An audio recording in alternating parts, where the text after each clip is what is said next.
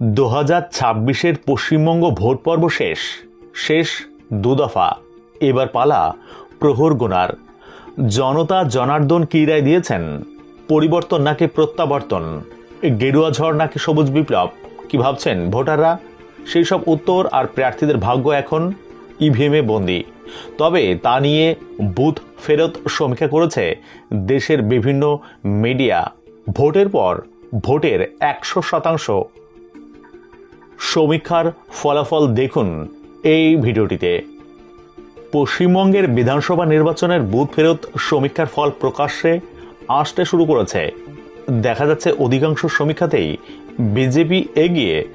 তারা সংখ্যাগরিষ্ঠতার জাদু সংখ্যা ছুঁয়ে ফেলেছে। কোনো সমীক্ষায় আবার তৃণমূল এগিয়ে রয়েছে। তবে সর্বত্রই বিজেপি এবং তৃণমূলের হাড্ডাহাড্ডি লড়াইয়ের ইঙ্গিত পাওয়া যাচ্ছে। ভারতের নির্বাচনী ইতিহাস বলছে অনেক ক্ষেত্রে এই ধরনের বুথ ফেরত বা প্রাক নির্বাচনী জনমত সমীক্ষা মেলে না, তবে মিলে যাওয়ার উদাহরণও রয়েছে প্রচুর।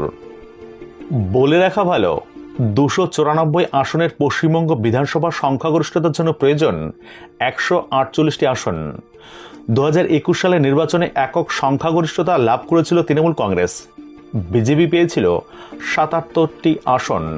ম্যাট্রিজের বুথ ফেরত সমীক্ষা বলছে পশ্চিমবঙ্গে 146 থেকে 161টি আসন পেতে পারে বিজেপি।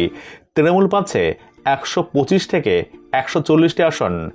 অন্যান্যরা 6 থেকে 10টি আসন পেতে পারে বলেই ম্যাট্রিজের সমীক্ষায় দেখা গিয়েছে। চাণক্য স্ট্র্যাটেজি পশ্চিমবঙ্গের যে সমীক্ষা প্রকাশ করেছে তাতে দেখা যাচ্ছে বিজেপি 150 পেরিয়ে গিয়েছে। 150 থেকে 160টি আসন পেতে পারে তারা। তৃণমূল পাচ্ছে 130 থেকে 140টি আসন। অন্যান্যদের এই সমীক্ষাতেও 6 থেকে 10টি আসন দেওয়া হয়েছে। পিপলস পালসের সমীক্ষায় তৃণমূল এগিয়ে। তারা পাচ্ছে 178 থেকে 189টি আসন। বিজেপি পেতে পারে 95 থেকে 110টি আসন।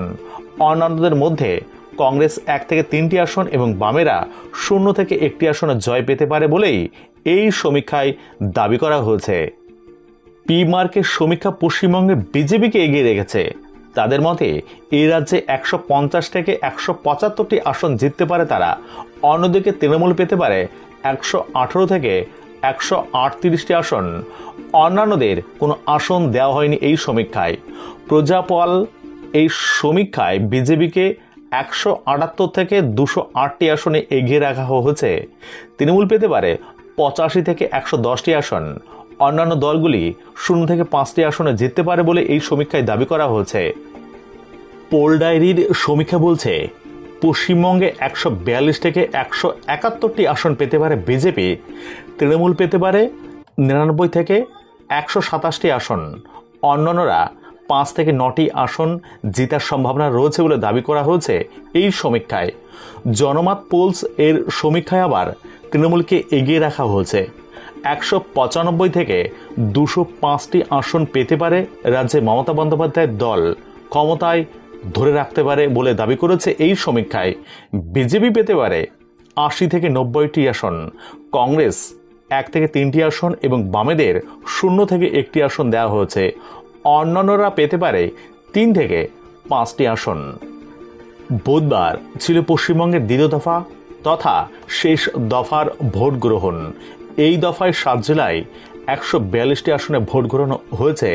এর আগে গত 23 এপ্রিল 16টি জেলার 152টি আসনে ভোট গ্রহণ হয়েছিল। ভোটার তালিকা বিশেষ নিবিড় সংশোধনের পর এবছর ভোটের হার অন্যান্য বারের তুলনায় অনেক বেশি। পশ্চিমবঙ্গে ভোটদানের হার নজির করে ফেলেছে ইতিমধ্যে। 90% বেশি ভোট পড়েছে রাজ্যে। তবে এ রাজ্যে দ্বিতীয় দফার ভোটদানের চূড়ান্ত হার এখনো প্রকাশ্যে আসেনি।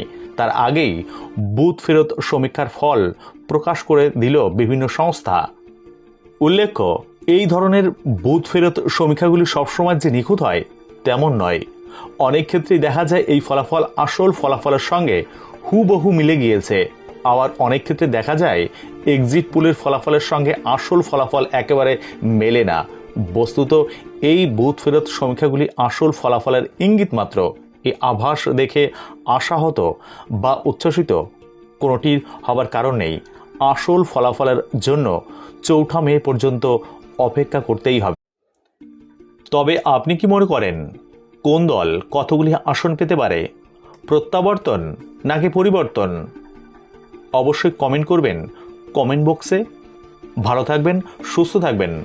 দেখা হবে পরবর্তী ভিডিওতে। ভিডিওটি দেখার জন্য অসংখ্য ধন্যবাদ।